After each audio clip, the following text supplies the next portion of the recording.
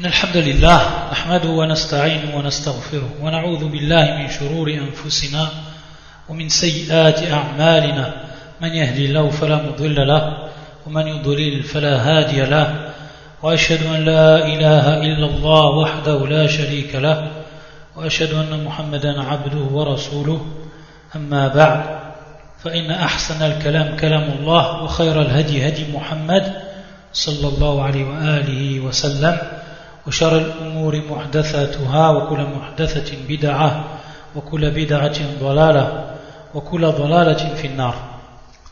Donc aujourd'hui, bi'idhnillah, on entame le troisième cours en explication du livre intitulé Al-Qawa'id al-Sa'diyya ou Al-Qawa'id wal-Usul al-Jami'a le Cheikh al-Allama Abdurrahman al-Sa'di rahmatullah alayh. Donc pour le troisième cours, on va commencer la troisième règle incha'Allah, qui est donc Al-Qa'idatu al-Thalitha du livre. Cette règle-là, elle s'intitule Al-Mashaqqatu tajlibu at-taysir. Al-Mashaqqatu tajlibu at-taysir. Donc c'est la règle qui va être étudiée aujourd'hui, qui est la troisième règle du livre de Cheikh Sa'di rahmatullah alayh. Et donc une règle qui est très très importante et qui fait partie même des grandes règles de la jurisprudence. Min al-Qawa'id al-Fiqhiyya al-Kubra. Et dessous cette règle, il y a plusieurs sous-règles qui s'introduisent. Et on l'a vu la dernière fois. La force d'une règle, quwwatuha, elle apparaît lorsque dessous cette règle, il y a la subdivision de beaucoup de règles, de plusieurs règles. Bien entendu, le shir ici, il ne va pas traiter de toutes ces règles, mais beaucoup de ces règles qui vont être tirées de cette grande règle, elles vont être reprises dans le livre. Sinon, si on regarde les livres qui ont été écrits fil Qawa'id al-Fiqh, dans les règles de la jurisprudence, on va s'apercevoir donc que les savants al-Usuliyun, ils ont détaillé cela et ils ont fait donc rentrer beaucoup qui rentrent dans cette règle générale et qui s'intitule donc, qui a pour titre Al-Mashaqqatu tajlibu at-taysir. Ici deux mots qui sont importants et que l'on va expliquer. Le premier terme c'est Al-Mashaqqa. Al-Mashaqqatu. Al-Mashaqqa qui est un masdar du verbe shaqqa. Du verbe shaqqa. Et al-mashaqqa, c'est bien entendu un singulier. Son pluriel c'est mashaq ou mashaqqat. Ce terme veut tout simplement dire al-usr. Al-usr. Dans la langue arabe, tout le monde sait ce que veut dire al-usr, qui est la difficulté, que l'on va traduire par la difficulté. Donc une chose, lorsqu'elle est dure à faire, à accomplir, on appelle ça mashaqqa. Ça, c'est pour le premier terme. Tajlibu at-taysir. Le deuxième terme important ici, c'est at-taysir. At-taysir, en langue arabe, ça veut dire as-suhula. As-suhula. C'est tout simplement donc le contraire ici, c'est-à-dire la facilité. C'est la facilité. Et comme on va comprendre le terme donc al-mashaqqatu tajlibu at-taysir, tajlib, c'est-à-dire qu'elle va engendrer la difficulté, bien entendu dans la religion, va engendrer la facilité. Yani al-mashaqqa tusbihu sababan bit-tashil. Donc la difficulté, elle va devenir une cause pour la facilité, c'est-à-dire pour la pratique de la facilité, ou la pratique qui va être faite avec facilité. Donc ça c'est ma'na, le sens de cette règle-là, al-mashaqqatu tajlibu at-taysir. La difficulté engendre la facilité. La difficulté engendre la facilité.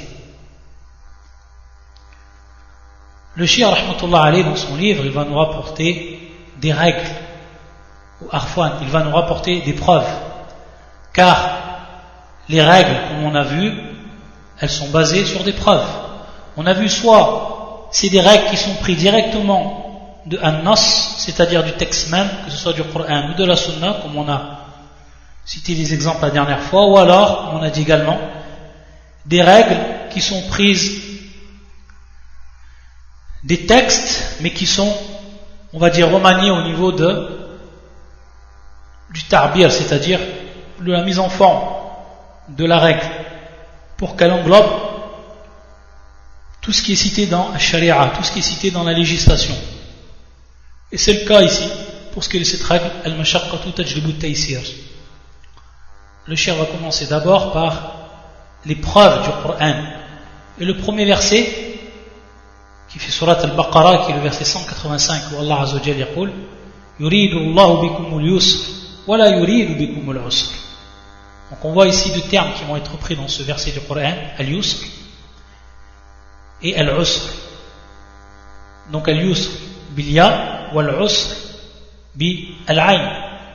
Et le reste, c'est la même prononciation. Al-yusr ou al-usr. Yuridu Allahu bikumul al-yusr. Yuridu Allahu bikumul yusr.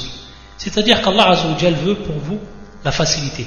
Allah Azza wa Jalla subhanahu wa ta'ala, de par cette religion, et comme elle est descendue sur le prophète sallallahu alayhi wa sallam, et comme le prophète sallallahu alayhi wa sallam l'a pratiquée, et comme il nous l'a enseigné, cette religion donc, elle repose sur la facilité. Et Allah Azza wa Jalla a voulu, de par cette religion, la facilité. Et la preuve, c'est le verset du Coran. Celui-là, yuridu Allahu bikumul yusra. Il veut pour vous la facilité. Wala yuridu bikumul usr. Et bien au contraire, donc, il ne veut pas la difficulté pour vous.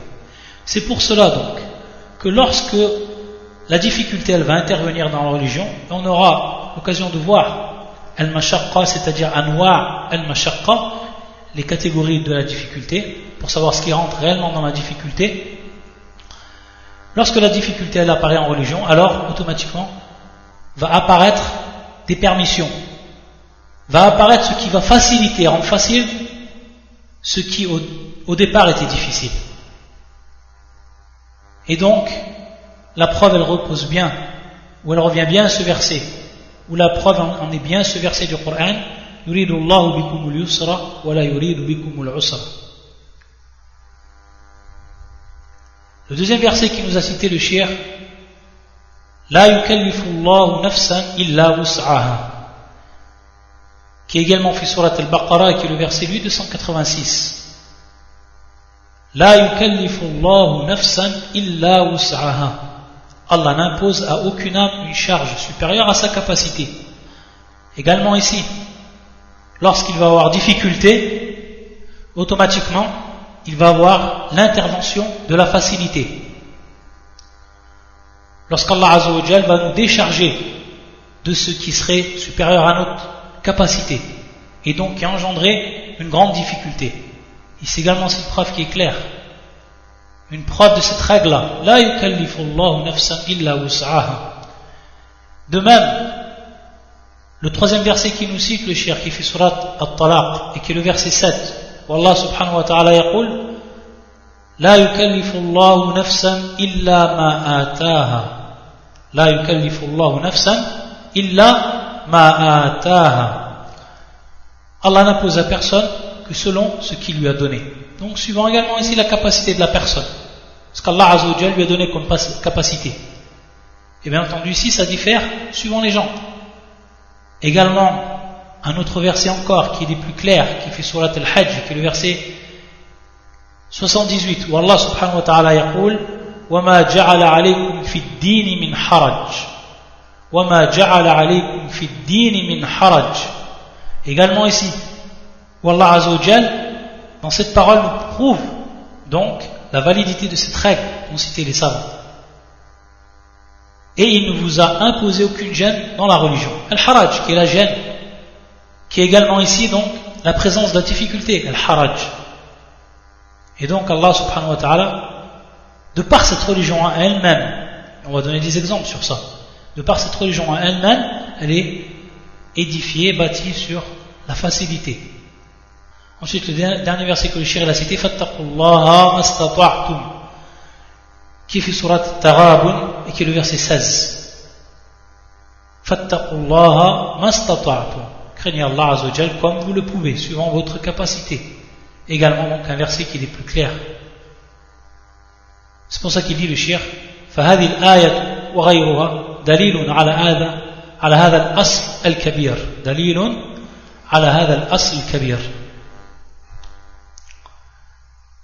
Également, lorsqu'on regarde la sunna du prophète sallallahu alayhi wa sallam, lorsqu'on regarde les paroles du prophète sallallahu alayhi wa sallam, on s'aperçoit que cette règle elle est bien présente, qu'elle est bien présente dans le fond.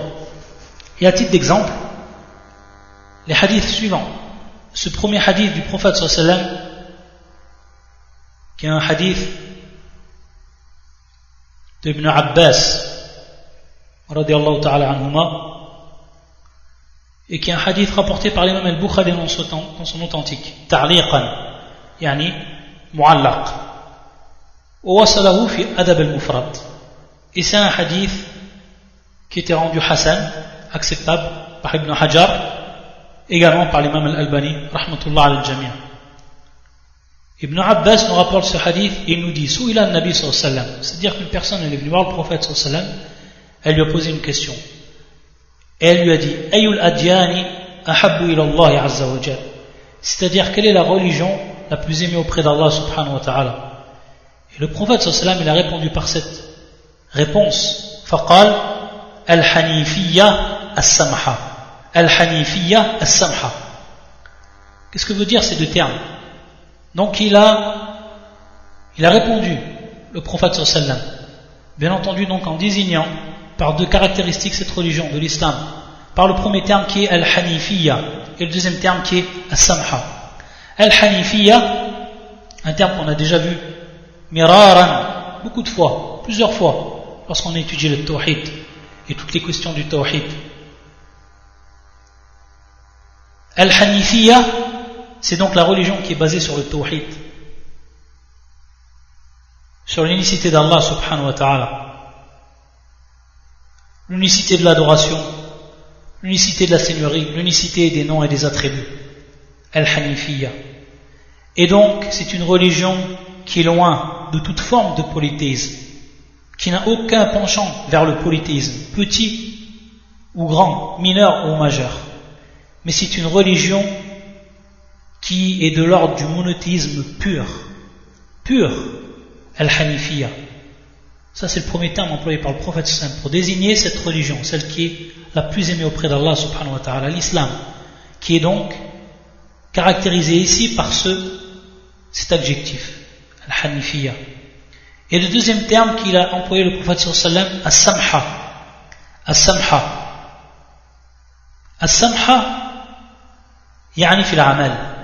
C'est-à-dire ici, on va retrouver la règle ici, car on est bien en train de rapporter des preuves pour ce qui est de cette règle. On est en train de retrouver la règle dans ce terme qu'a employé le prophète sallallahu alayhi wa sallam, as-samha. Yani fil amal. Tout simplement, une religion donc qui est basée sur la facilité. Fil ahkam wal a'mal, dans les lois et dans les actes. Et si maintenant on prend des exemples pour prouver que cette religion elle est bel et bien bâtie sur la facilité et qu'il n'y a rien qui est de l'ordre de la dureté, de la difficulté. Si on regarde maintenant les 5 prières, on regarde la prière. Les prières qui sont obligatoires, elles sont au nombre de 5 dans le temps. Les prières qui sont obligatoires, elles sont de 5. Sachant donc, la parole qui est la plus forte, al-witr, ce n'est pas une prière obligatoire. Également, sunnat al-fajr, ce qu'on appelle le fajr, ou les 2 rak'a qu'on a fait avant la prière du subh, également, ça ne rentre pas dans l'obligation. Mais il reste donc les 5 prières obligatoires. Il reste donc uniquement 5 prières obligatoires. Si on regarde les prières et le temps qu'on doit y passer dans une journée elle est faite de combien? De 24 heures.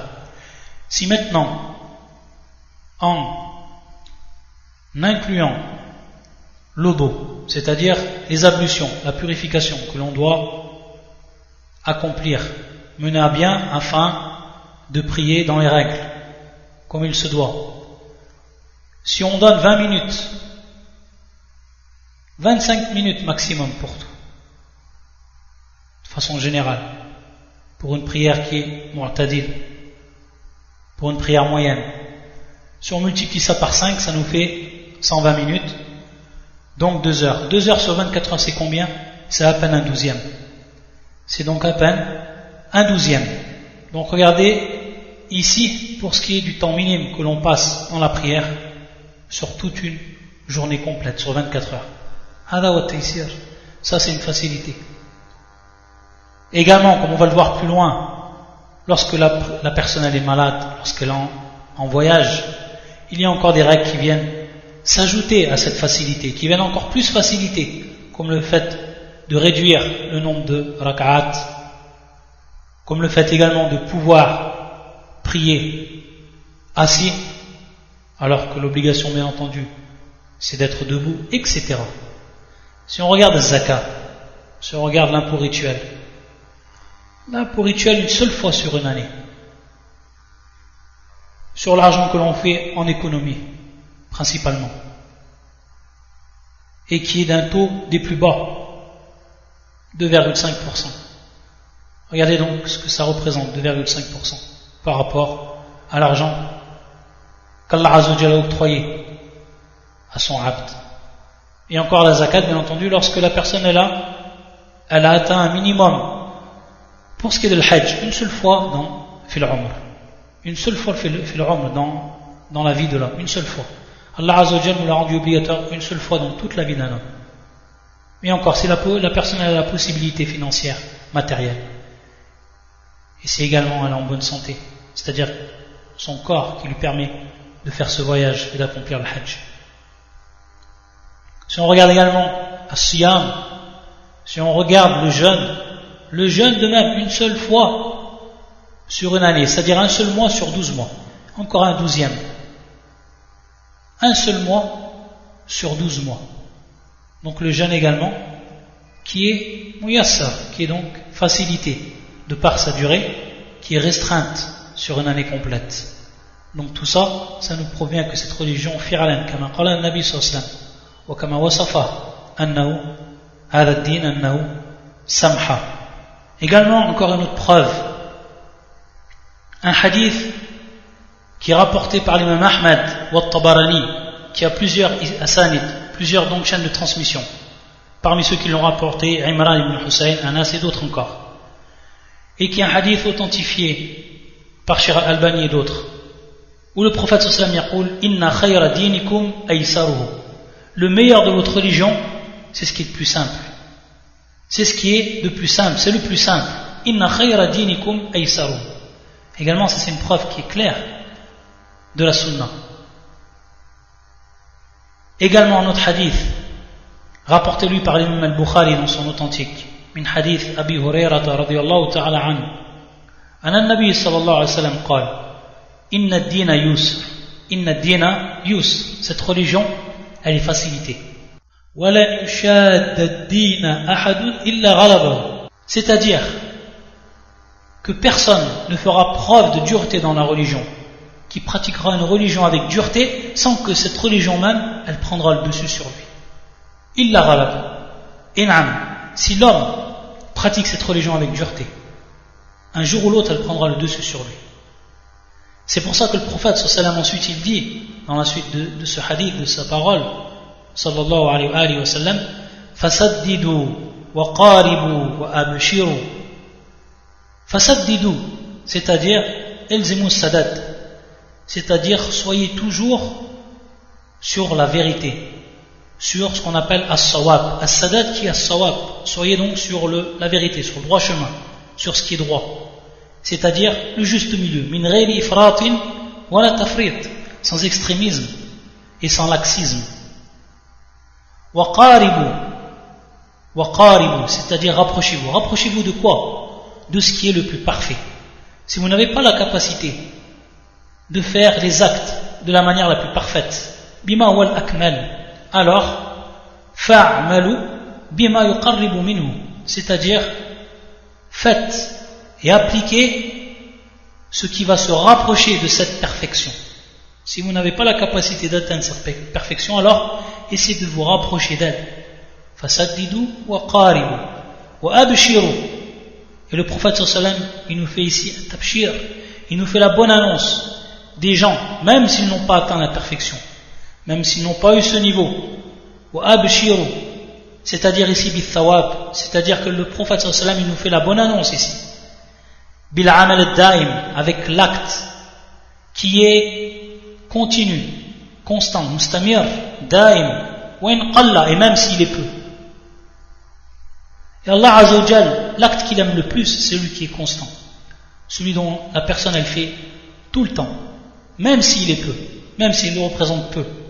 Et ensuite le prophète sallallahu alayhi wa sallam yaqul wasta'inu bil ghadwati war rawha wa shay'in min ad-dulja, c'est-à-dire donc wasta'inu, aidez-vous même ala mudawamati al-ibada, c'est-à-dire sur la constance de l'adoration, pour la constance de l'adoration, bi'iqa'iha fil awqat al-munashshita, c'est-à-dire de pratiquer donc cette adoration au moment des temps où la personne elle va trouver nashat, où elle va trouver donc motivation, elle va trouver un nashat pour son corps, c'est-à-dire là où c'est plus facile pour elle qu'elle pratique ces adorations dans un temps.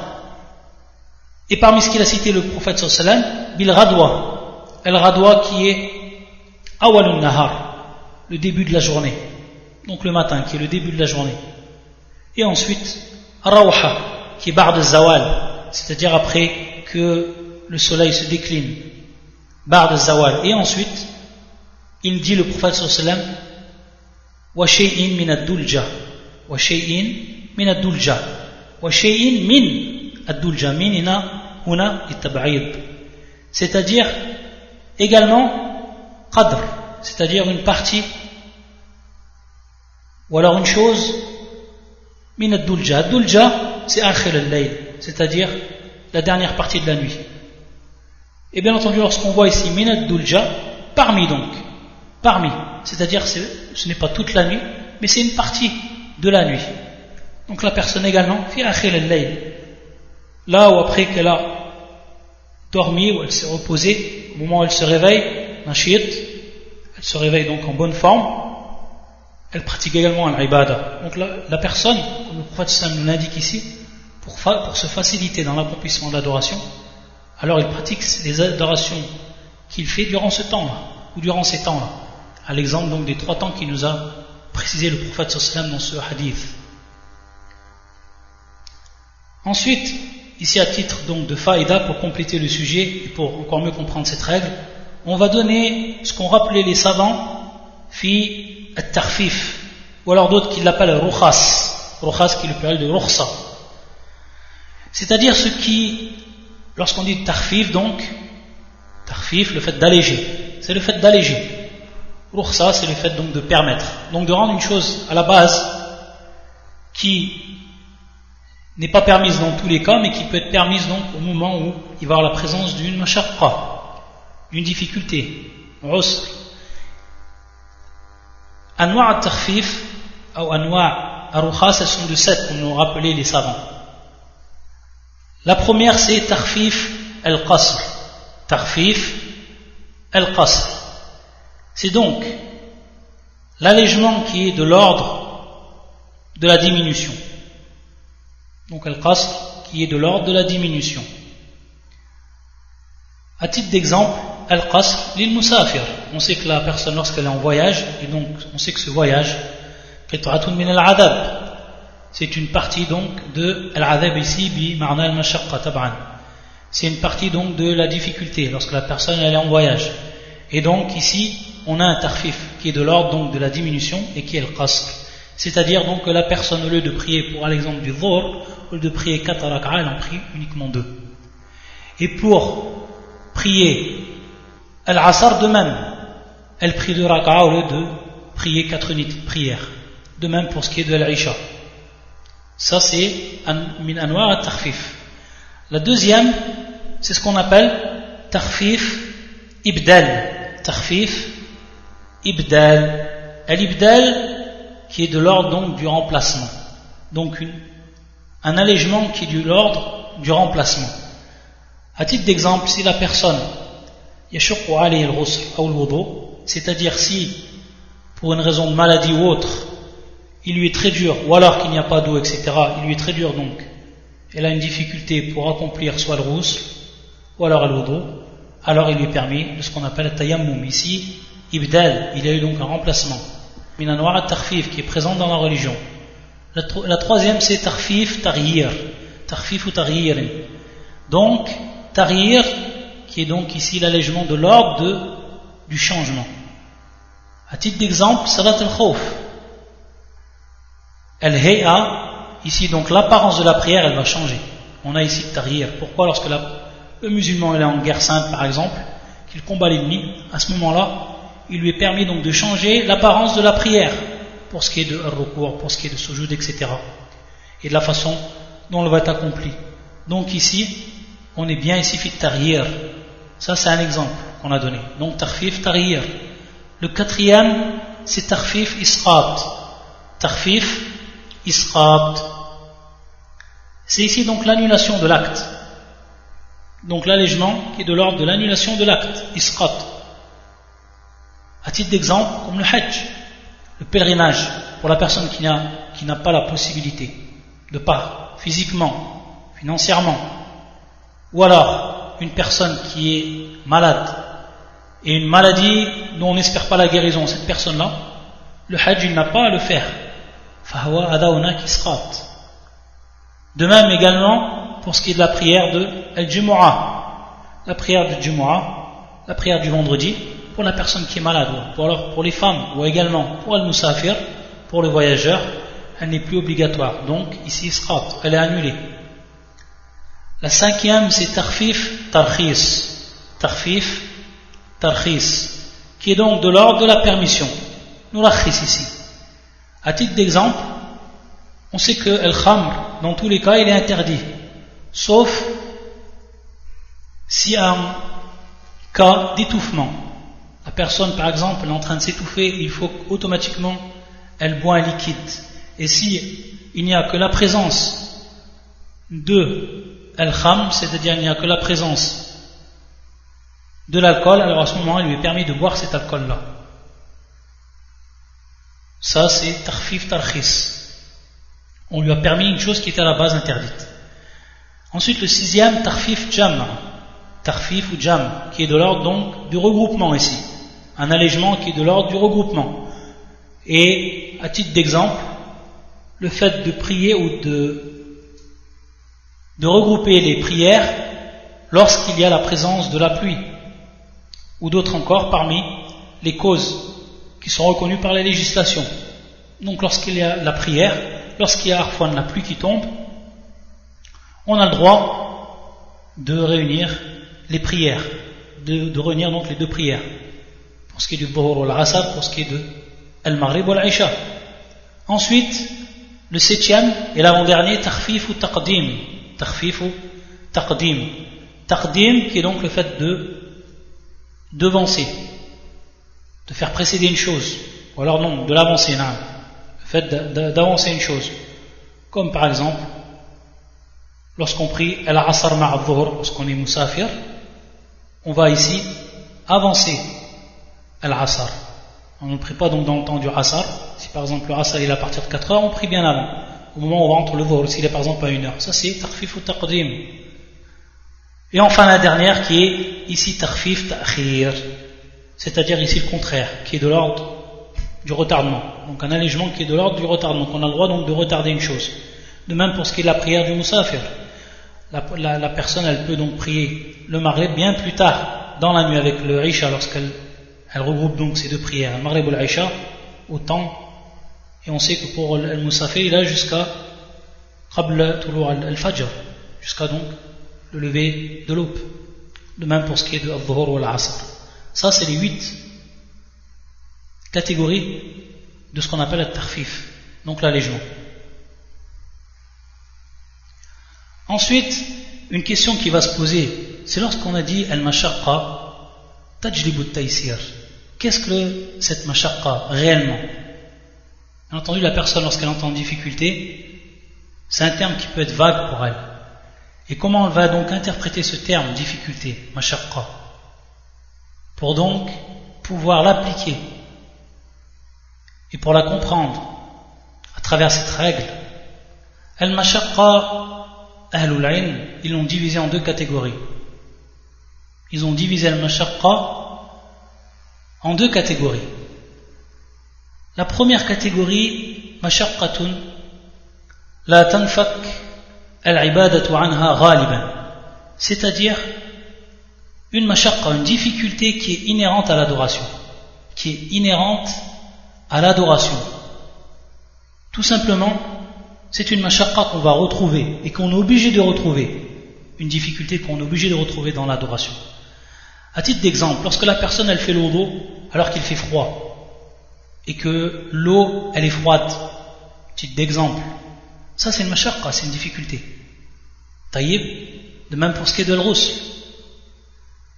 De même, lorsque la personne durant le mois du Ramadan, et comme il va nous arriver ici, ça va être fi shiddat al-har, c'est-à-dire dans une période où il fait le plus chaud. Ça également, c'est mashaqqa, c'est donc une difficulté. Lakin la tanfak al-ibadatu anha. Également, as-safar, fi al-hajj, parce que la personne elle voyage pour aller au hajj, et le hajj en lui-même également, ce qu'il comprend, il y a nour min al-mashaqqa, il y a également des difficultés. Également al-ijtihad fi talab al-ilm, lorsque la personne elle fait des efforts pour apprendre la religion, pour apprendre la science, qu'elle voyage, qu'elle patiente devant l'apprentissage, etc. Ça également, ça fait partie de al-mashaqqa. Al-jihad fi sabilillah, al-jihad fi sabilillah, une grande mashaqqa également, qui est al-jihad. Iqamatul hudud, également le fait d'appliquer les sentences, c'est également une mashaqqa. C'est également une difficulté le fait d'appliquer la sentence, toutes les sentences dans l'islam. Tout ça, donc ça rentre dans nour min al-mashaqqat. Mais la tanfuku al-ibadatu anha ghaliban. Et c'est ce que vont nommer donc beaucoup de savants également al-mashaqqatu at-tabi'iyya fi al-hudud al-'adiyya, fi al-hudud al-'adiyya, c'est-à-dire une difficulté qui est naturelle et qui rentre dans les limites de l'habituel.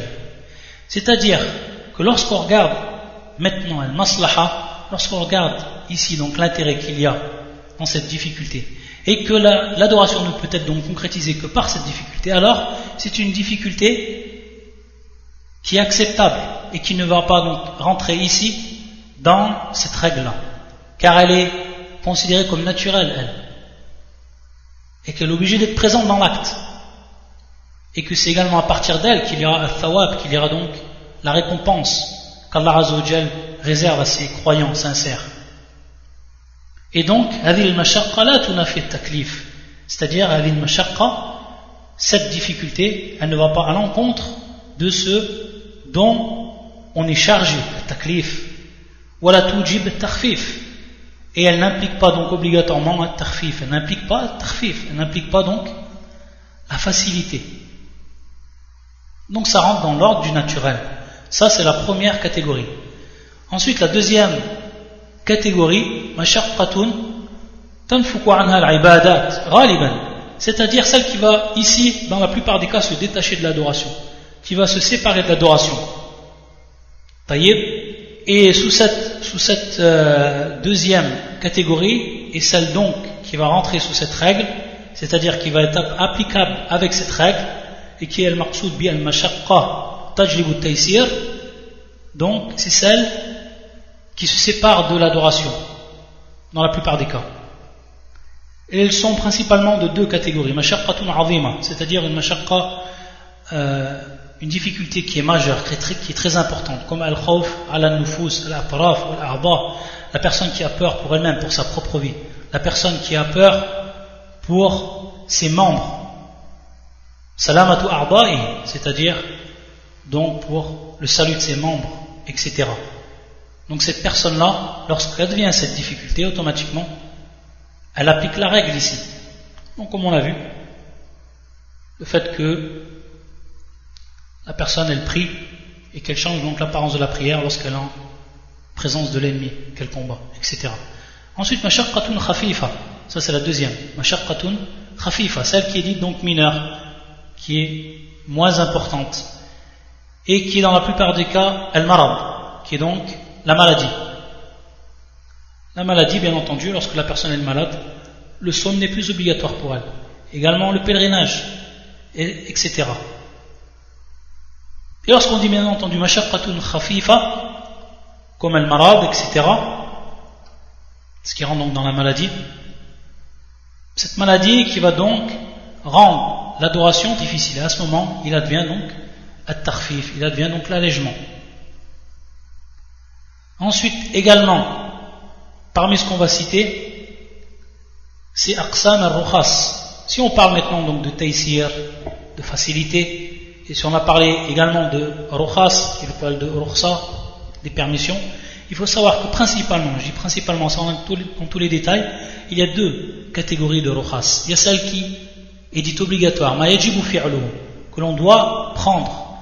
Par exemple, akl al-mayyita, il-muttar, c'est-à-dire lorsque la personne elle est dans un cas et qu'elle a peur donc de mourir, qu'elle n'a plus le choix, et que donc soit elle mange ce qui est devant elle, par exemple, un animal mort, on sait que l'animal mort est interdit pour le musulman, alors à ce moment-là il est obligatoire de le manger si elle sait qu'elle va mourir au cas où elle ne mange pas cet animal.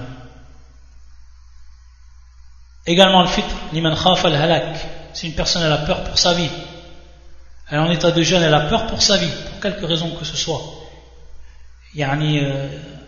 du fait qu'elle est en état de jeûne et que son état il est très grave, alors à ce moment-là également il est obligé, il devient obligatoire al-fitr, donc de rompre le jeûne. Et la deuxième catégorie c'est ma yandubu fi'lu, c'est-à-dire ce qui est préférable de faire, comme par exemple al-qasr fi safar, pour ce qui est de la majorité des savants qui voient que donc al-qasr fi safar ça reste quelque chose qui est préférable de faire, le fait donc de diminuer la prière durant le voyage. Également al-fitr liman yashqu alayhi sawm fi safar, c'est-à-dire le fait de casser ou de rompre le jeûne pour une personne qui a une difficulté lorsqu'elle voyage. Également pour beaucoup de savants ça fait partie dans ce qui est préférable.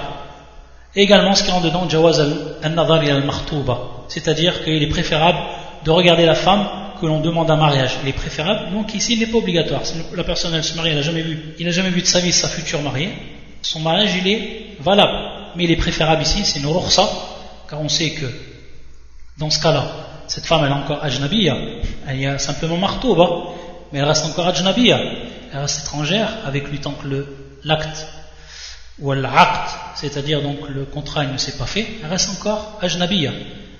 Mais ici, la religion elle a donné une permission, et on rentre bien ici donc sous cette règle. Elle lui a permis donc de regarder cette personne-là, celle qui est ajnabiya pour lui, mais dont il veut se marier avec elle, parmi ce qui est mustahab. Et ensuite on va rentrer à ce qu'on appelle al-furu'a, donc tout ce qui rentre sous cette règle et que le shiri nous a cité, et c'est en fait beaucoup d'exemples, des exemples qui sont très utiles. On va donc terminer sur cela incha'Allah ta'ala. Il dit le shiru min furu'iya, parmi les branches donc de cette règle, c'est-à-dire les exemples qui vont entrer dans cette règle-là. Al-afu an ad-dam al-yasir al-najas, c'est-à-dire que la religion elle fait l'impasse sur le sang qui est très léger, le sang, petite goutte qui est très léger, un najas qui fait bien entendu partie du sang qui est najas, impur. Également al-iktifa bil-istijmar al-shar'i an al-istinja, c'est-à-dire qu'on se suffit d'utiliser les pierres pour donc se laver après ses besoins, et qui donc va remplacer ici l'istinja, le fait de se laver donc avec l'eau. Également taharatu afwa as-sibyan walau akalu an-najasa,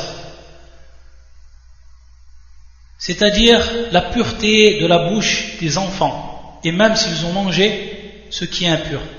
On sait, on l'avait déjà dit cela une fois durant un cours, ça peut peut-être paraître bizarre, mais on sait que du temps bien avant, les gens, voilà ce qu'on peut voir encore fil badia, les gens qui vivent encore fil badia, les enfants ils sortent donc dans la terre, au milieu peut-être, si les gens ils ont des animaux, etc. Et ils s'amusent avec tout lorsqu'ils sont en bas âge. Et donc ils peuvent mettre à leur bouche des choses qui sont najis, des choses qui sont impures. Et donc malgré cela, leur bouche reste pure. De même pour ce qui est de l'hir, de même pour ce qui est donc du chat. Et on sait que le prophète sallallahu alayhi wa sallam, dans le hadith authentique rapporté par l'imam Ahmed et d'autres, il nous a dit au sujet du chat, innaha laysat binajas, innaha min at-tawafina alaykum wat-tawafat. Donc le chat ne fait pas partie de ce qui est, donc tout ce qui englobe le chat, que ce soit donc sa bave, etc., sa bouche, etc., ce n'est pas donc considéré comme najas, ce n'est pas considéré comme impur, mais pur. Et parmi l'illa qui nous a cité le prophète sallam, innaha min at-tawafina alaykum min at-tawafat. Donc c'est ceux qui tournent autour de nous, qui sont toujours près de nous, les chats. Parmi les exemples qu'il a cités le shir, al-iktifa binabh bawl al-ghulam alladhi lam ya'kul at-ta'am li shahwa wa qil, c'est-à-dire que également on se suffit simplement lorsque l'enfant qui ne mange pas encore la nourriture, se nourrit uniquement de lait, etc., qui ne mange pas encore la nourriture, que lorsqu'il urine, donc son urine, il suffit donc de la nettoyer simplement en pulvérisant un peu d'eau dessus. Également son vomi, il est considéré comme pur. Tout ça fait partie de ce qui rentre dans le taïsir, dans ce qui fait partie des choses qui sont faciles et qui leur étaient donc difficiles.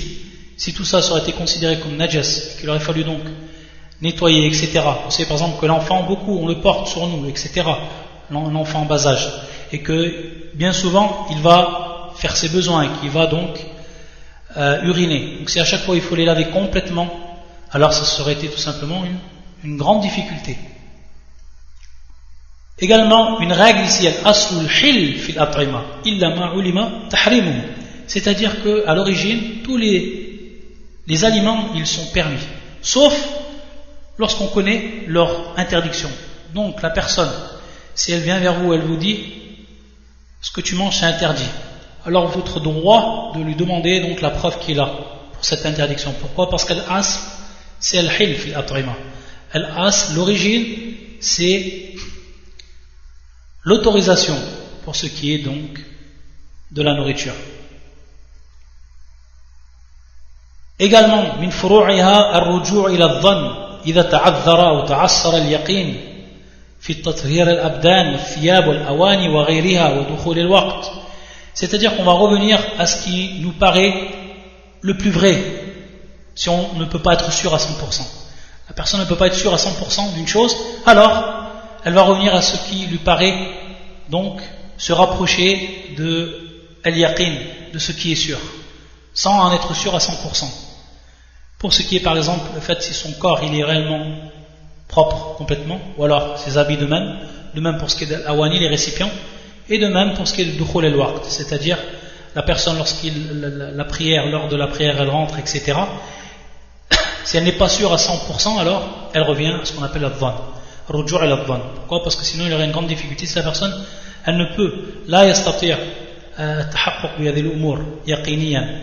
Min furu'iya المتمتع والقارن قد حصل لكل منهما حج وعمرة. Donc ça, المتمتع والقارن, les frères et les sœurs qui ont suivi les cours avec nous sur بداية الشرح كتاب الحج الشيخ ابن تيمية رحمة الله عليه, ils savent ce que c'est المتمتع والقارن, et celui donc qui va accomplir également une umrah en même temps que son hajj.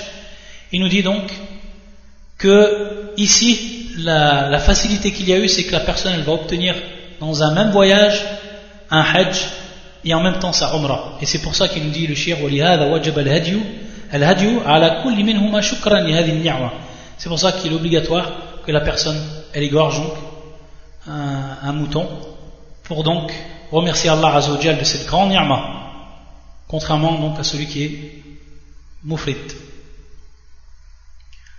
Parmi les furu' également qui nous a cité le shir, حمل العاقلة الدية عن القاتل خطأ أو شبه عمد. Ici, qu'est-ce que ça veut dire?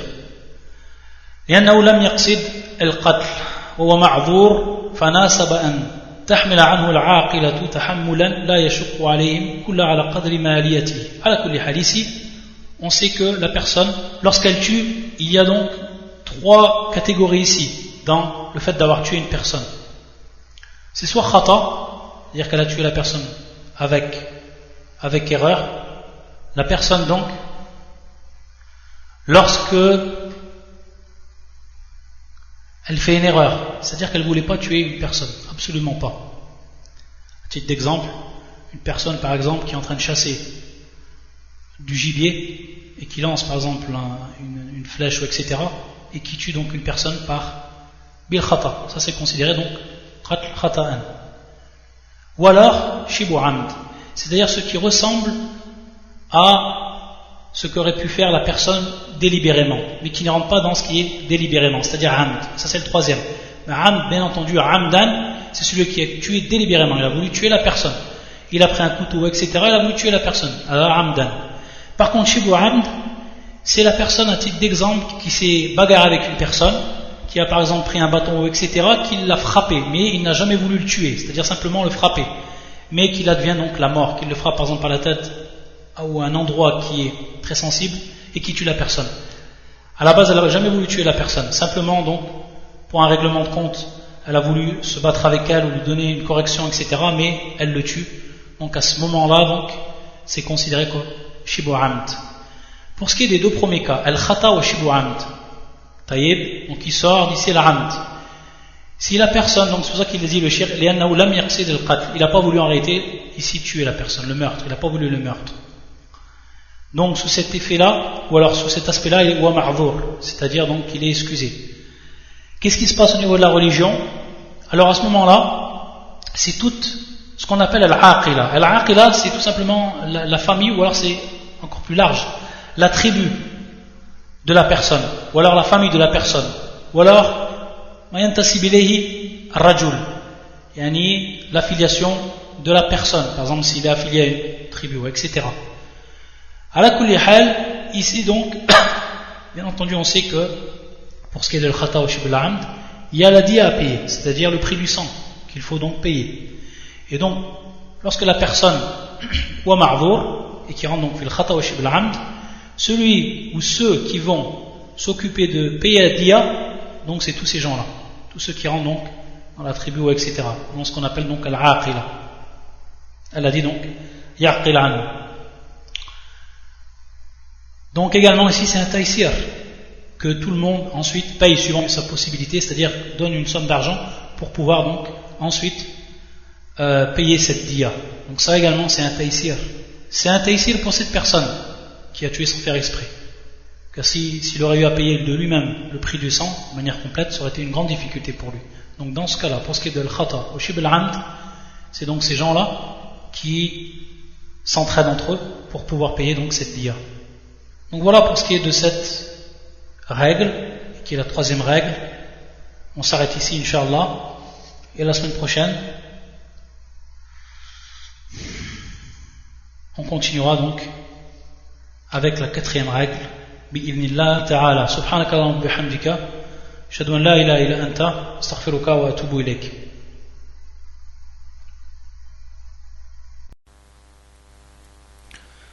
إن الحمد لله نحمده ونستعينه ونستغفره ونعوذ بالله من شرور أنفسنا ومن سيئات أعمالنا من يهدي الله فلا مضل له ومن يضلل فلا هادي له وأشهد أن لا إله إلا الله وحده لا شريك له وأشهد أن محمدا عبده ورسوله أما بعد فإن أحسن الكلام كلام الله وخير الهدي هدي محمد صلى الله عليه وآله وسلم وشر الأمور محدثاتها وكل محدثة بدعة وكل بدعة ضلالة وكل ضلالة في النار.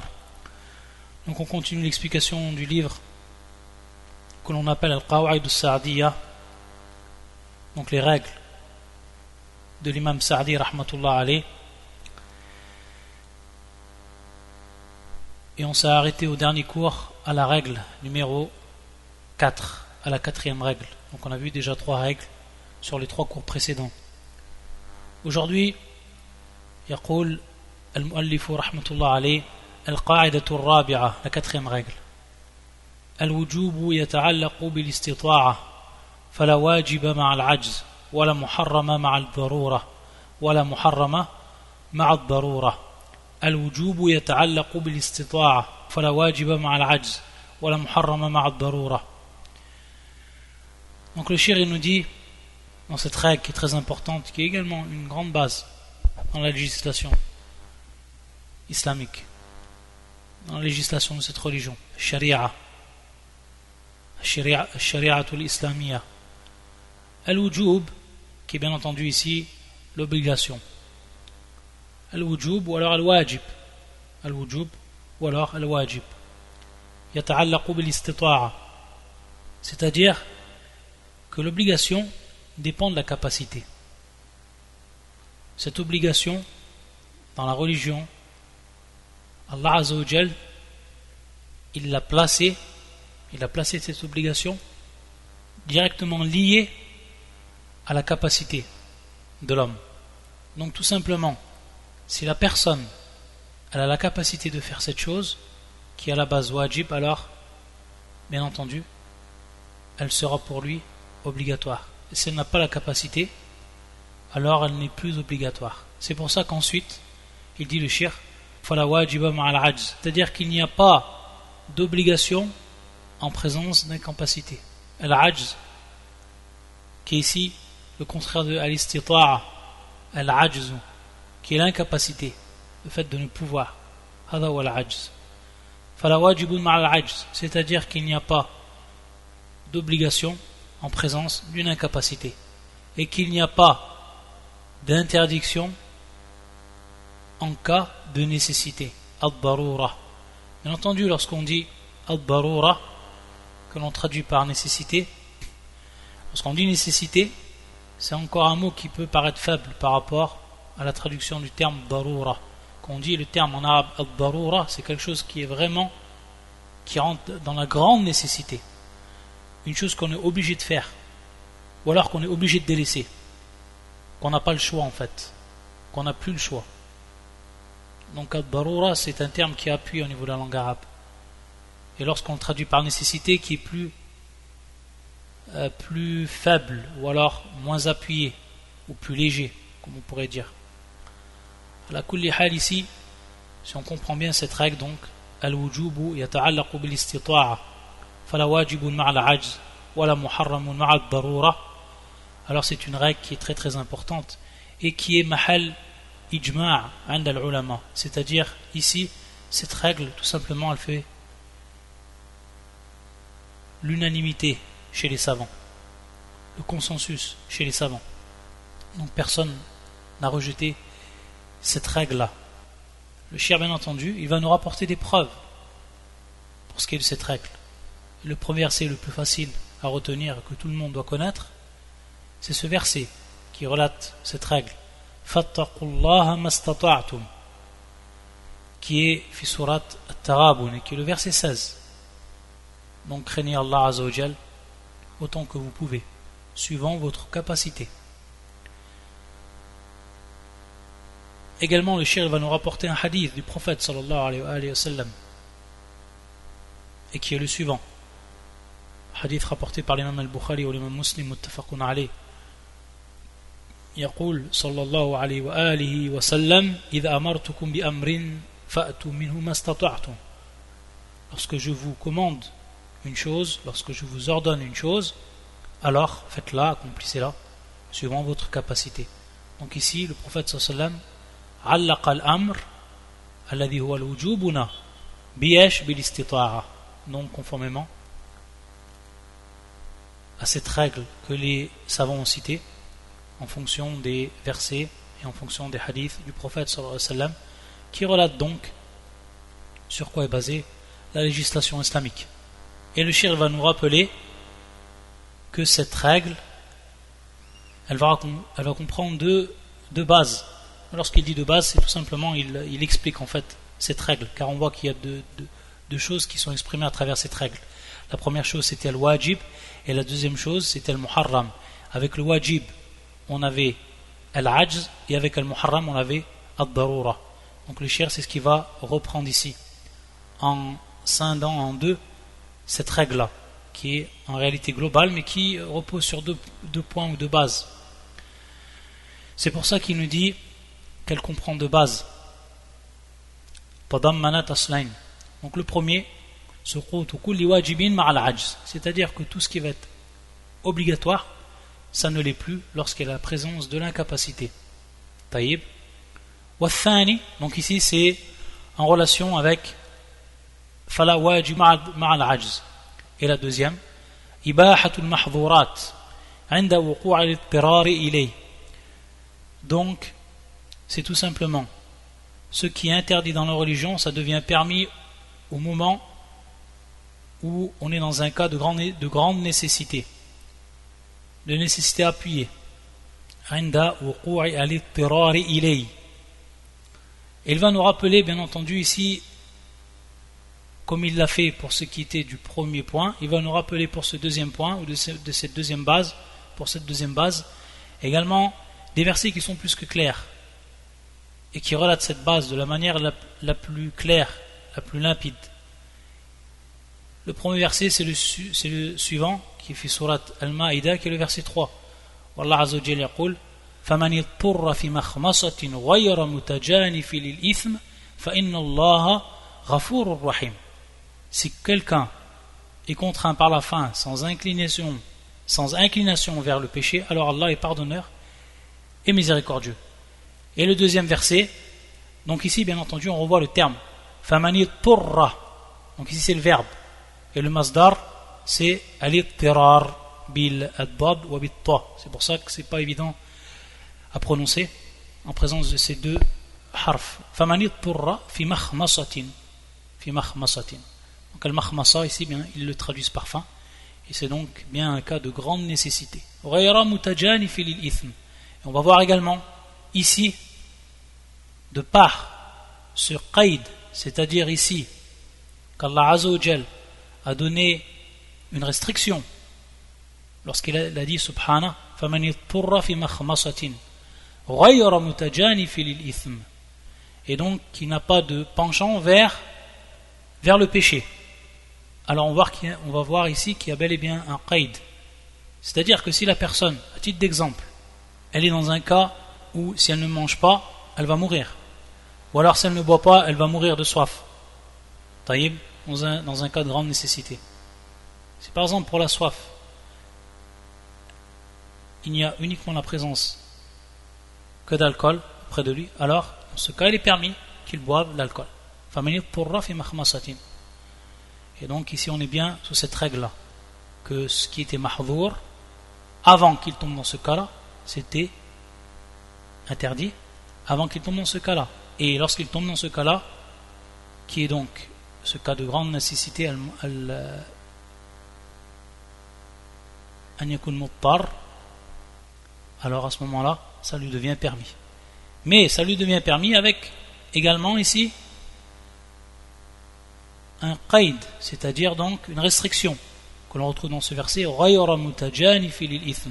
c'est-à-dire que si maintenant il commence à boire, khalas, il a bu ce dont son corps il avait besoin pour ne pas mourir et pour donc étancher sa soif, mais dans un strict minimum, ce qu'il a besoin pour son corps, pour donc survivre. Si bien entendu il fait ça et ensuite il boit alors qu'il n'a plus besoin de boire et qu'il continue à boire pour s'enivrer, alors à ce moment-là il n'est plus sous le joug de cette règle, il sort de cette règle là, de par ce verset et de par ce qaid qu'Allah Azza wa Jal il a cité. C'est comme ça donc on comprend la règle. Donc celui qui est tombé sous le coup d'une grande nécessité, dans le cas d'une grande nécessité, il peut donc boire cet alcool dans le cas qu'on a cité, mais il n'a pas le droit donc d'en profiter pour tomber dans le péché, c'est-à-dire boire plus qu'il en aurait besoin pour s'enivrer. Ça c'est un exemple qui relate ce qui est voulu par le verset du Coran. فَإِنَّ اللَّهَ غَفُورٌ رَحِيمٌ.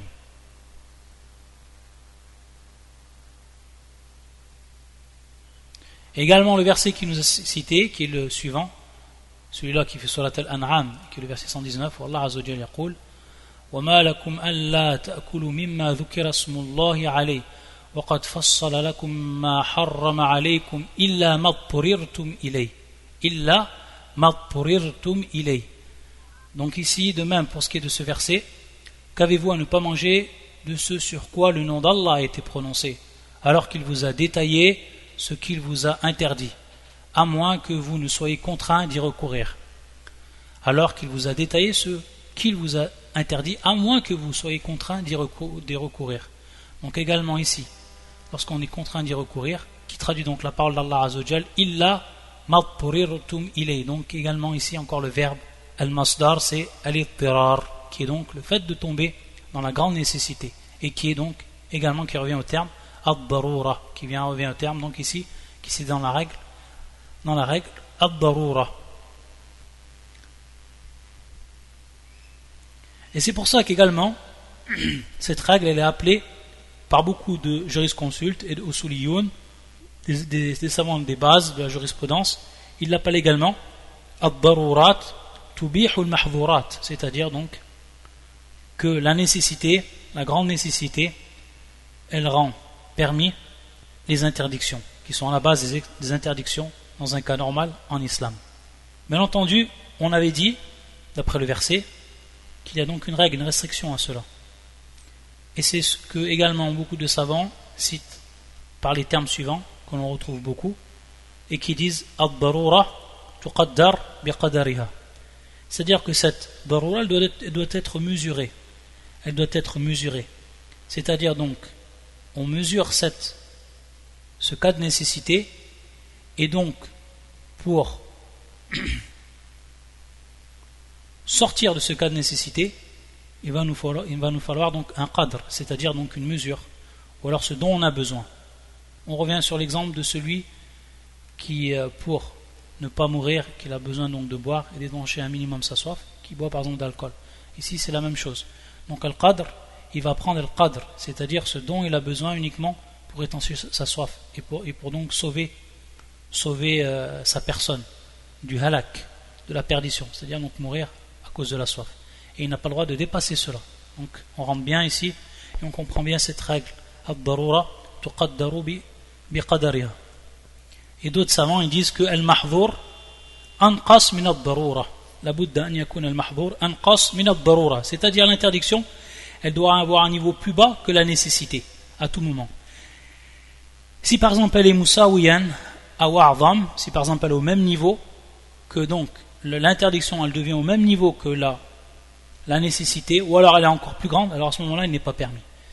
Et pour bien comprendre on va donner un exemple. Si par exemple une personne en cas de guerre ou autre, une personne est faite prisonnier et qu'on lui dit pour que tu sauves ta peau tu dois tuer cette personne, si tu tues cette personne alors on te laisse la voie libre, sinon si tu ne tues pas cette personne alors on te tue. Si la personne qui doit être tuée, exécutée donc par celui qui est prisonnier, c'est un musulman, alors bil ittifaq, il n'y a pas de divergence de savants sur ce point, ils sont tous d'accord pour dire qu'il est donc interdit à ce moment-là qu'il tue le musulman pour sauver sa peau. Pourtant ici on est bien fi ad-darura, on est dans un cas de nécessité. Cette personne si elle ne tue pas ce musulman alors elle va mourir. Donc ici on voit que on n'est pas fi al-mahdhur anqas min ad-darura bal a'zam, c'est-à-dire qu'il n'a pas le droit lui de tuer cette personne pour sauver sa propre peau. Donc on voit ici qu'on ne peut pas appliquer cette règle qui est donc de dire qu'il est interdit de tuer un musulman ou autre personne dans un cas normal, et que dans ce cas-là fi halat darura, donc on rentre dans la nécessité, il nous serait permis de le tuer. Là on ne peut pas appliquer cette règle car comme on a dit al-mahdhur wa laysa bi anqas min ad-darura huna bal mutasawiyan aw yumkin a'zam. C'est pour ça donc on ne peut pas. Si c'est un dhimmi, une personne qui est non musulmane mais protégée, ou qui est sous la protection de l'État, alors il y a ici irtilaf des savants pour la personne qui est muttar en cas de guerre ou autre. Ala kulli hal, ça c'est un exemple que l'on donne pour bien faire comprendre que dans cette règle, ou pour bien comprendre le hudud hadhihi al-qa'ida, pour bien comprendre donc les limites de cette règle et son champ d'application. Le cheikh va nous dire ويدخل في الأصل الأول, donc pour ce qui est de al-wajib, أن الواجب يسقط مع العجز, il va nous dire, il rentre dedans bien entendu tout ce qui fait partie des shurut et des furud et des wajibat concernant la prière, donc des conditions, des obligations, des piliers de la prière. Donc la personne si elle ne peut pas le faire, alors elle aura toujours une solution qu'elle va trouver donc dans l'islam. Il va nous donner des exemples, comme la personne par exemple qui est très vieux, la personne qui est très vieux, qui a atteint un âge, ou alors la personne qui est malade et dont il n'espère plus guérir, il n'espère plus la guérison de cette maladie, du cause d'une très grave maladie, et que dans la plupart des cas les gens en meurent. À ce moment-là, cette personne-là, ou ces personnes-là, alors il ne leur est pas obligé de faire le jeûne qui est obligatoire pour ce qui est le mois du Ramadan. Donc il n'est pas obligatoire pour eux. Donc on voit bien ici que l'obligation n'est plus et que la permission de al-iftar ou de al-yaftur, c'est-à-dire donc qu'il rompre son jeûne et qu'il mange donc comme un jour. Et il devra bien entendu, pour ce qui est de ces deux cas de personnes, ils devront pour chaque jour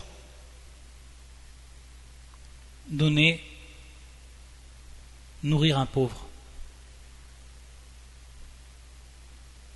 Par contre, pour ce qui est donc du jeûne, l'exemple du jeûne qui nous a donné le shir, pour celui qui est malade, mais qui espère bien entendu une guérison, donc une maladie on va dire normale, ou alors celui qui est en voyage, alors cette personne-là, bien entendu, elle devra récupérer ses jours, les jours donc où elle a rompu son jeûne, contrairement aux deux autres cas qu'on a vus auparavant.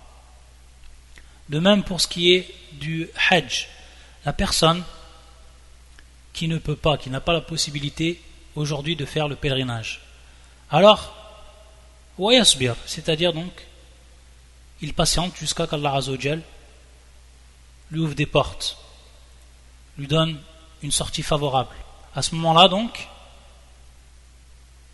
yasbir, il attend, parce que l'obligation ici n'est pas, mais elle peut advenir l'obligation lorsqu'il aura la capacité, comme là par exemple la personne qui est malade mais qui espère donc guérir de cette maladie, etc. Par contre, comme on l'a vu dans le cas du jeune, celui qui est très très vieux et qui ne pourra plus se déplacer pour aller jusqu'au pèlerinage, qui n'aura plus la force, ou alors la personne qui est malade et que cette maladie, il n'en espère plus la guérison, alors dans ce cas-là, l'obligation sera ôtée pour tout le temps. Mais il devra donc, à ce moment-là, demander à une personne qui fasse le hajj à sa place. Na'iban. Quelqu'un donc qui va le remplacer pour qu'il fasse le hajj pour lui. Mais ça c'est valable bien entendu dans le cas où la personne elle ne pourra plus jamais faire son hajj. Les exemples également qu'il va nous donner le shir, rahmatullah alayh, dans ce hadith, on voit bien ici que dans ce hadith, et qui est fibab inkar al-munkar,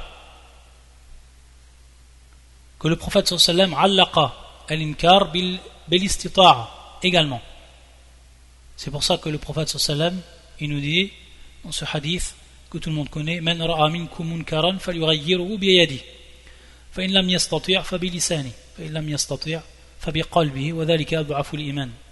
Donc on voit bien que dans ce hadith également où le prophète sallallahu alayhi wa sallam, il nous dit que celui qui voit un mal, un munkar, quelque chose qui est en contradiction avec la religion, falyughayyirhu biyadi, alors qu'il le change avec sa main. Donc ici c'est un amr du prophète sallallahu alayhi wa sallam. Fa in lam yastati', donc on voit ici al-istita'a, fa in lam yastati' fa bi lisani, donc s'il ne peut pas, alors ça sera par sa langue, et s'il ne peut pas également de par sa langue, alors ça sera par son cœur, fa bi qalbihi wa dhalika ad'afu al-iman. Et ça c'est le plus bas niveau de la foi pour ce qui est de cet acte là. Donc on a encore ici un exemple qui est plus que clair et qui relate encore cette règle que l'on étudie et que le shir nous a cité comme étant la 4e règle de son livre. Ensuite également pour ce qui est de an-nafaqa wa al-kiswa, ça on l'a déjà vu concernant les cours de l'ornement précieux des époux vertueux.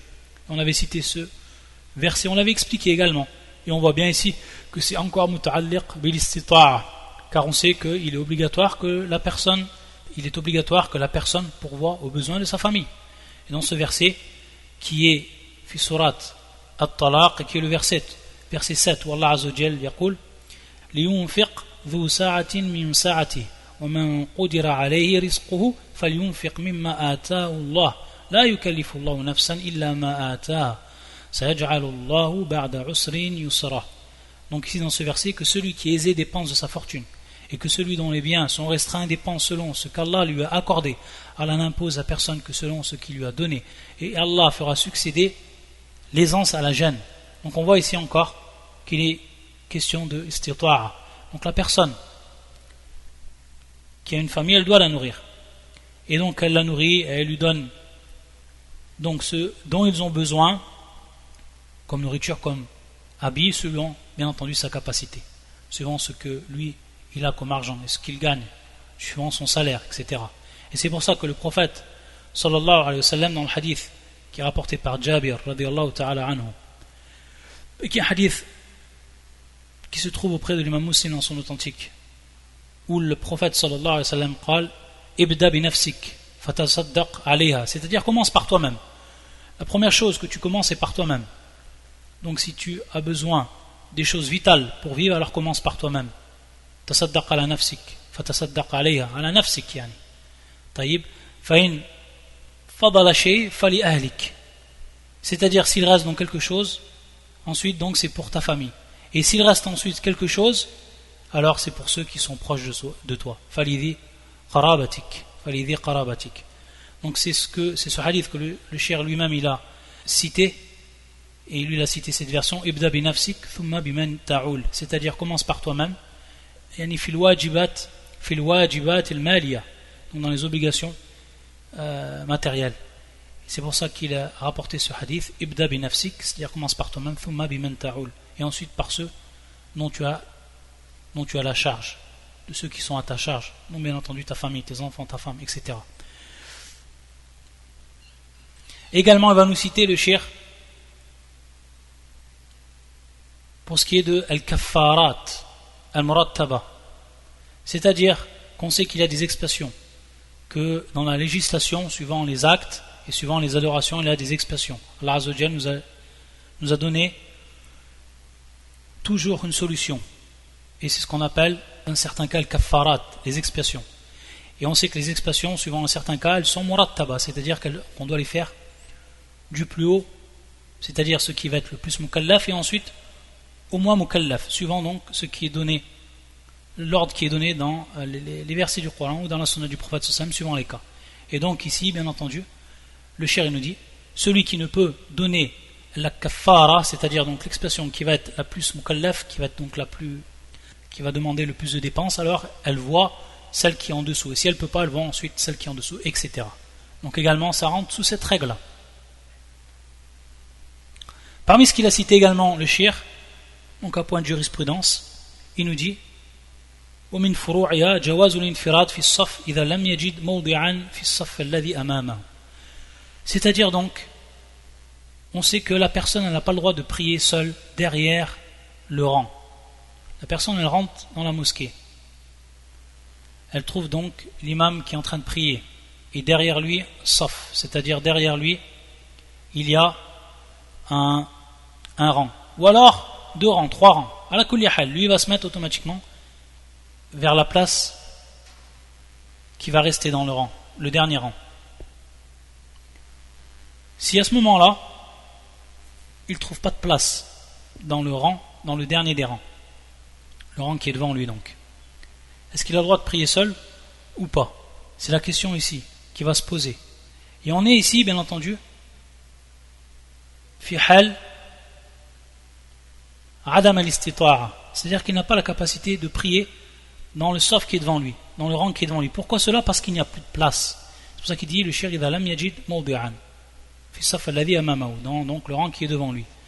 Alors hunak jawaz al-infirad, c'est-à-dire qu'il a la possibilité de prier seul sans qu'il y ait avec lui une personne qui se trouve donc derrière le rang.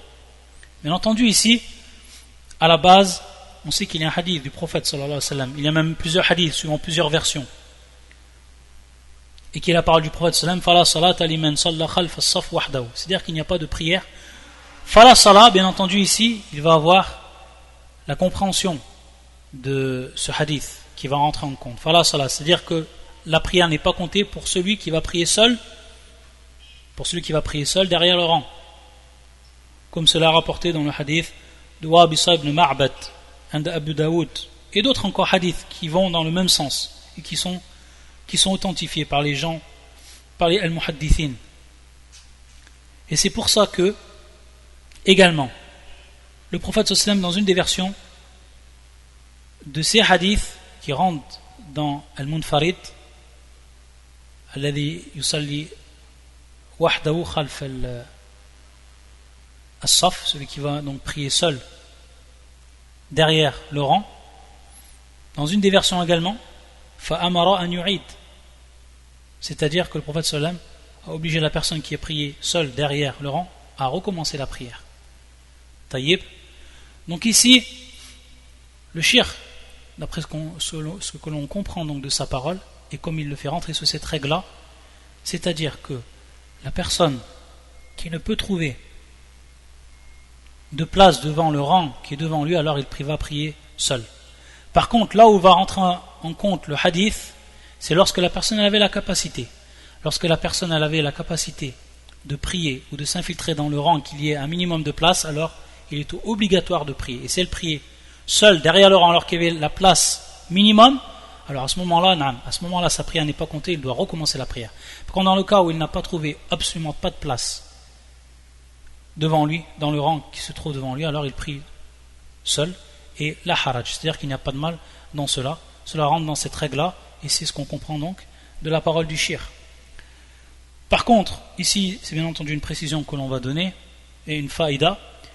Les hadiths, comme nous l'a rapporté Cheikh Al-Albani rahmatullah alayh fi Irwa al-Ghalil, il nous rapporte que les hadiths qui disent ou qui citent que la personne elle demande, bien entendu par le signe ou en frappant sur l'épaule de celui qui est devant dans un rang, de venir prier avec lui derrière, il dit qu'il n'y a aucun hadith qui est valable dans Fiad al-Bab, dans ce chapitre. Il n'y a aucun hadith qui est valable dans ce cas. Donc on ne pratique pas cela car en fait ça ne fait pas partie de la sunna et que les hadiths qui sont rapportés sont tous donc non authentiques, non valables. Donc la personne, si elle ne trouve personne, elle rentre donc dans la mosquée et elle ne peut prier à l'intérieur du rang, elle est obligée de prier seule parce qu'elle n'a pas trouvé la place, alors elle ne fait pas cet acte-là mais elle prie seule. Et la haraj alayh. Donc ça rentre dans cette règle-là et c'est une faïda que l'on cite dans un point du fiqh. Ici c'était pour ce qui était de cette quatrième règle. Ensuite le shir, rahimahullah, il va passer à la cinquième règle et qui est la suivante.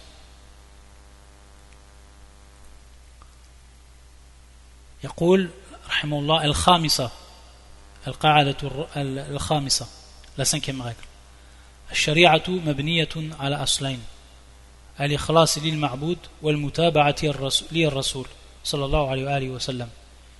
الشريعة, donc la législation, mabniyatun ala aslain, elle est donc construite, elle est donc édifiée sur deux bases, donc ici deux bases fondamentales. Al-ikhlas lil ma'boud, donc la pure intention, al-ikhlas, ce terme que tout le monde connaît, lil ma'boud, pour celui qui est adoré, Allah subhanahu wa ta'ala, qui mérite seul l'adoration, al-ma'boud. Ça c'est le premier asl. Et le deuxième asl, al-mutaba'ati lir-rasul, c'est-à-dire donc le suivi du prophète sallallahu alayhi wa sallam, c'est-à-dire être conforme à la conformité à la sunna du prophète sallallahu alayhi wa sallam. C'est une règle que le cheikh va citer, c'est une règle qui est fondamentale, na'am. C'est une règle qui est fondamentale de citer donc cela, que la législation elle est édifiée, construite sur ces deux grandes bases. Il va nous dire هذان الأصلان شرط لكل عمل ديني ظاهر كأقوال اللسان وأعمال الجوارح وباطن كأعمال القلوب. قال الله تعالى ألا لله الدين الخالص ألا لله الدين الخالص. وقال الله سبحانه وما أمروا إلا ليعبدوا الله مخلصين له الدين. Donc ça c'est versets qui vont nous prouver ce que le cheikh il a cité et que chaque acte il doit être bâti sur al-ikhlasu lillah azza wa jal. C'est Allah qu'appartient la religion pure. Ala lillahi ad-dinul khalis wa ma umiru illa liya'budu Allah mukhlisina lahu ad-din. Et on ne leur a ordonné que d'adorer Allah Azzawajal en lui vouant un culte qui est exclusif, c'est-à-dire une adoration pure, une adoration qui est pure, qui est basée sur l'ikhlas, at-tam, as-safi, une ikhlas qui est pure. Wad-din, il nous explique donc le shirk que le din, le prophète sallallahu alayhi wa sallam, il l'a expliqué, qu'est-ce qu'était la religion ad-din, lorsqu'on dit ad-din, que l'on retrouve donc dans les deux versets précédents. Ad-din, ala lillahi ad-din wal khalis, mukhlisin lahu ad-din, ad-din. Il nous dit donc, comme cela est venu dans le hadith de Jibril alayhi salam, annahu shara'i'ul islam, shara'i'ul islam. Et avant cela, bien entendu, il dit le shirk que ces deux bases sont des conditions d'acceptation pour chaque acte dini qui est en relation donc avec la religion. Donc on dit bien dini. Il va revenir sur ce qu'on veut dire par le din ici. Il nous dit que ce soit zahir, que ce soit donc apparent, comme les paroles qui sortent de la bouche de l'homme, qu'il dit avec sa langue, ou alors les actes qu'il fait avec ses membres du corps. Ça doit être donc ici soustrait, ou ça doit être ici appliqué suivant ces deux règles. Wa batin, également ce qui est intérieur, ka'amal al-qulub, comme donc les actes du cœur qui sont al-mahabba, qui sont le khashya, qui sont le khawf, qui sont donc tous ces sentiments que la personne elle ressent en elle de par son cœur, donc la peur, l'espoir, raja, al-mahabba, l'amour, etc. Donc tout ça, ça fait partie des actes du cœur qui doivent être en relation donc avec ces deux choses, soit al-ikhlas ou al-mutaba'a. L'explication ici du din, il nous dit annahu shara'i'ul islam al-khamsa, donc les 5 rites apparents de l'islam. Également usul al-iman as-sitta, qui sont donc les 6 piliers de la foi. Wa haqa'iqul iman wa al-ihsan, et donc la réalité de la foi. Qu'est-ce que la réalité de la foi? Qui est l'ihsan? Qui est al-ihsan? Alladhi wa aslu a'mal al-qulub. Et l'ihsan qui est donc ici la base des actes du cœur. La base des actes du cœur. فهذه الأمور لابد أن تكون خالصة لابد أن تكون خالصة لله. Il faut qu'elle soit automatiquement faite avec l'ikhlas pour Allah Azzawajal. Subhanallah, ça c'est un rappel. À travers cette règle, c'est un grand rappel. Que la personne, tout ce qu'elle doit faire, que ce soit des cours, ce qu'elle écoute, la science qu'elle prend, dans ses paroles, tout ce qu'elle doit faire dans ses actes d'adoration, ça doit être pour Allah Azzawajal. Et si c'est pour Allah Azzawajal, si c'est pas pour Allah subhanahu wa ta'ala, alors ça partira en fumée. Ayadan billah. Ça n'aura aucune valeur. Et c'est pour ça donc que lorsqu'on dit al-ikhlas lillah, ça c'est le mizan al-batin, c'est la balance qui est interne, celle qui est cachée, et celle que personne ne peut voir, celle que personne ne peut savoir, sauf Allah subhanahu wa ta'ala. Est-ce que la personne est vraiment mukhlis? Lorsque tu pries, est-ce que tu es vraiment mukhlis pour Allah Azzawajal? Également le mutaba'a, ça c'est le mizan al-zahir, c'est la balance qui est apparente, c'est-à-dire la balance que l'on peut voir si la personne elle est dans ses actes, dans son adoration, en conformité avec ce que le prophète sallallahu alayhi wa sallam nous a enseigné et ce que nous a délaissé à travers ses hadiths, à travers sa sunna sallallahu alayhi wa sallam. Donc si la personne elle délaisse le suivi du prophète et elle fait des choses qui ne sont pas existantes dans la sunna du prophète, alors elle tombe dans al-bid'a, dans l'innovation, et ce sera donc rejeté. Et donc à ce moment-là, la personne elle voit. Par contre, cela elle voit bien, elle voit bien que c'est un acte qui n'est pas en conformité. Ça on peut le voir. C'est pour ça qu'on dit al-mizan al-zahir, c'est la balance qui est elle apparente, qui nous permet donc de voir en apparence ce qui est de l'islam et ce qui ne fait pas partie de l'islam, et donc ce qui va être accepté, ce qui va être donc rejeté.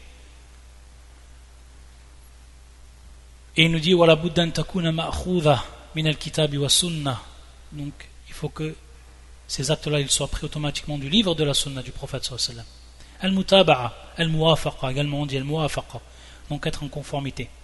Et pour ce qui est de al-mutaba'a, il va nous citer ce verset du Coran, wa ma atakumur rasulu fakhudhu wa ma nahakum anhu fantahu, qui est bien entendu fi surat Al-Hashr, et qui est le verset 7. Donc ce que le prophète sallallahu alayhi wa sallam, prenez ce que le messager vous donne et ce qu'il vous interdit, absentez-vous-en, et ce qu'il vous interdit, alors laissez-le, délaissez-le.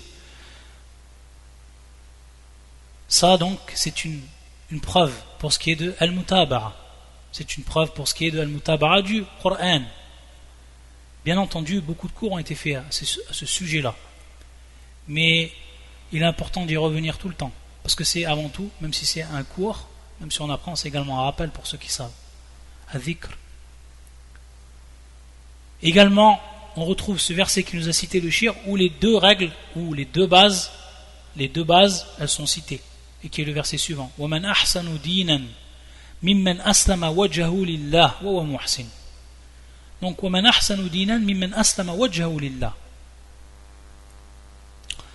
Qui est meilleur en religion.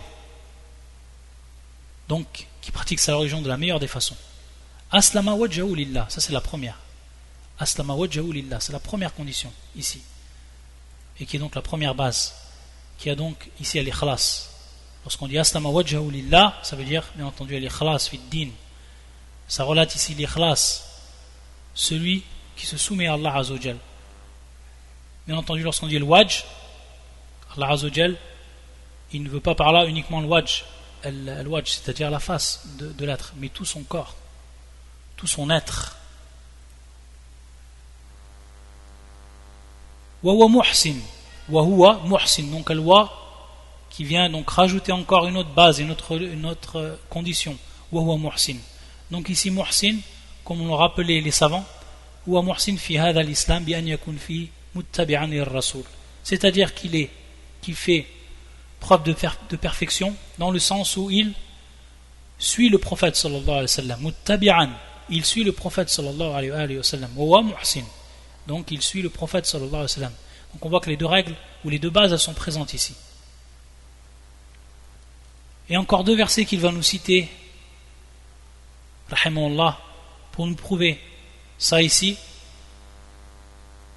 Pour ce qui est de l'ikhlas, pour ce qui est de la première base, on voit que dans le Coran, Allah Azza wa Jalla nous a cité ceux qui donnent pour la satisfaction d'Allah, qui sont donc mukhlis, et ceux qui donnent au contraire pour se faire voir aux gens, ayadan billah, birriya, donc ils se font voir aux gens par cela, qu'ils veulent la satisfaction des gens, pas d'Allah Azza wa Jalla. Regardez ce premier verset du Coran qui est plus explicite, fi surat al-Baqarah, qui est le verset 265, où Allah Azza wa Jalla yaqul ومثل الذين ينفقون أموالهم ابتغاء مرضات الله ومثل الذين ينفقون أموالهم ابتغاء مرضات الله وتثبيتا من أنفسهم كمثل جنة بربوة. Ça c'est pour ceux donc qui sont mukhlis lorsqu'ils donnent, et ceux qui dépensent leurs biens cherchant l'agrément d'Allah et bien rassurés de sa récompense, ils ressemblent à un jardin sur une colline. Subhanallah, ils ressemblent à un jardin sur une colline. Et pour ceux qui sont de l'autre catégorie, وَالَّذِينَ يُنْفِقُونَ أَمْوَالَهُمْ رِئَاءَ النَّاسِ وَلَا يُؤْمِنُونَ بِاللَّهِ وَلَا بِالْيَوْمِ الْآخِرِ وَمَنْ يَكُنِ الشَّيْطَانُ لَهُ قَرِينًا فَسَاءَ قَرِينًا. Et l'exemple de ceux qui dépensent leur argent avec ostentation devant les gens, et ne croient ni en Allah ni au jour dernier, quiconque a le diable pour camarade inséparable, quel mauvais camarade, quelqu'un qui est toujours avec lui. Ayadan billah. De même, pour ce qui est de al-hijra, pour ce qui est de ce grand acte d'adoration qui est al-hijra, qui est l'exil, qui est l'exode, l'immigration dans le chemin, dans le chantier d'Allah subhanahu wa ta'ala. Il nous a cité celui qui le fait pour la dunya et celui qui le fait pour Allah azza wa jal, et que ça, donc, son acte sera compté suivant sa niya, donc suivant son ikhlas. De même pour celui dont on lui a posé la question au prophète sallam qui combat dans le chantier d'Allah azza wa jal, et le prophète sallam donc de répondre Man qatala li takuna kalimatullahi al-ulya fahiya fi sabilillah. Regardez, de par cet ikhlas et de par son intention, celui donc qui va combattre pour que le nom d'Allah azza wa jal soit le plus haut, alors c'est celui qui va combattre dans le chantier d'Allah azza wa jal. Et bien entendu le sujet il est vaste et on pourrait beaucoup parler pour ce qui est de cette règle-là, et qu'on a déjà vu dans les cours de croyance, etc., mais qui est en réalité une règle qui est plus que fondamental et que la personne doit toujours avoir à son esprit, qu'elle doit toujours se rappeler dans son cœur, avec son cœur, car c'est avec ça qu'elle va réussir, vraiment. Dans cette vie d'ici-bas, c'est avec ça qu'elle va réussir. C'est avec ça qu'elle va réussir. Si la personne, elle fait tout suivant le suivi du prophète sallam, mais qu'elle n'est pas mukhlis, alors ça ne sera pas accepté. Et la personne qui est mukhlis, qui a la sincérité dans ses actes, qui a une intention qui est pure, qui veut la satisfaction d'Allah Azza wa Jal, mais qui ne suit pas la sunna du prophète sallam et qui tombe dans la bid'a, qui tombe dans l'égarement, qui tombe dans l'innovation, que ce soit dans les actes, mais également fil i'tiqadat, que ce soit également dans la croyance, dans les croyances, tout ce qui rentre dans le domaine du dogme et qui s'éloigne de cela, alors cette personne-là, même si elle a été mukhlis, même si elle a voulu donc Allah Azza wa Jal, le fait qu'elle n'a pas suivi, qu'elle n'a pas concrétisé cette deuxième base, al-mutaba'a, al-muwafaqa, alors son acte est mardoud. Son acte est mardoud. Il est rejeté. Il n'est pas accepté. Il nous dit le shir que cela, non seulement c'est fil ibadat, dans les adorations, mais également kadhalika fil mu'amalat, comme ce qui est de la vente, comme ce qui est de la location, comme ce qui est de l'association, du domaine de l'association, lorsqu'on fait une association avec des gens dans un commerce, dans un projet, etc. Il nous dit le shir, si tout cela, mais également dans ce qui rentre dans les shurut, dans les conditions, etc., etc., tout ce qui n'est pas en conformité avec la religion, alors c'est rejeté. C'est rejeté. De même, il nous a dit le shir, comme le fait de donner, comme le fait donc de donner en aumône, tabarru'at, de donner donc des biens, qu'Allah Azza wa Jal il a interdit. Si la personne elle le fait, même si elle le fait avec ikhlas, alors jamais son acte ne sera accepté. Il a donné des exemples pour cela, comme celui qui donne en préférence à des enfants, à certains de ses enfants, sans donner aux autres. Ou alors celui qui donne pour ce qui est de al-ataya, al-wasaya, etc. et qui fait donc des préférences. Et également, fil al-mawarith. Al-mawarith. C'est pour ça que le prophète sallallahu alayhi wa sallam yaqul, dans ce hadith qui est rapporté par Abu Daoud, Tirmidhi et d'autres, il dit la wasiyata li warith, c'est-à-dire que on ne peut donner plus à celui qui va hériter. Donc la personne qui hérite d'une autre, de son père ou autre, cette personne-là, celui qui va délaisser l'héritage, il ne peut faire en plus de son héritage al-wasiyya. Al-wasiyya, c'est-à-dire il va recommander donc de ses biens à cette personne. Bien entendu, al-wasiyya, ça sort de al-mirath. Si la personne elle a un mablar min al-mal, donc automatiquement, ce mablar, il va être partagé entre ses héritiers. Mais la personne elle a le droit, et de son vivant donc d'écrire ce qu'on appelle al-wasiyya. Et Inch'Allah ta'ala, on aura l'occasion certainement de faire un cours spécial pour ce qui est de al-wasiyya, parce qu'il y a des règles par rapport à ça, et il y a beaucoup de choses à savoir, et que la personne elle doit faire déjà de son vivant. Inch'Allah ta'ala, on aura l'occasion bi'idhnillah de faire un cours spécialement pour ce qui est de al-wasiyya. Donc la wasiyata li warith, donc la personne elle peut également donc donner une partie de son argent à une autre personne donc qui n'est pas son héritier, que ce soit un étranger ou autre. Elle lui donne donc une partie, elle l'écrit donc, elle le fait comme wasiya, et c'est donc cette wasiya elle doit être donc exécutée lors de la mort de la personne. Donc si elle a donné de l'argent à une personne même qui est étrangère, alors elle doit donner cet argent là, qui sort bien entendu de ce qu'on appelle al-qisma, al-warithin. Donc ça sort de ce qui rentre dans l'héritage. Et c'est pour ça ici que la personne elle ne peut hériter et en plus avoir une wasiya. Pourquoi? Parce que si elle aurait hérité, elle aurait eu sa part suivant les règles de l'islam. Et en plus de ça, elle aurait eu, en plus des autres héritiers, une part que le défunt lui aurait donnée en plus des autres. Donc il y aurait une préférence qui aurait été faite. Donc c'est pour ça que le prophète sallallahu alayhi wa sallam a dit la wasiyata li warith. Il n'y a pas donc de recommandation matérielle qui rentre donc dans ce qu'on délaisse comme matériel, comme argent ou quoi que ce soit, pour ce qui est des héritiers. Et bien entendu, beaucoup de savants yuqayyidun al-wasiyya bi-thuluth, c'est-à-dire donc le tiers, comme cela est venu dans les hadiths du prophète sallallahu alayhi wa sallam.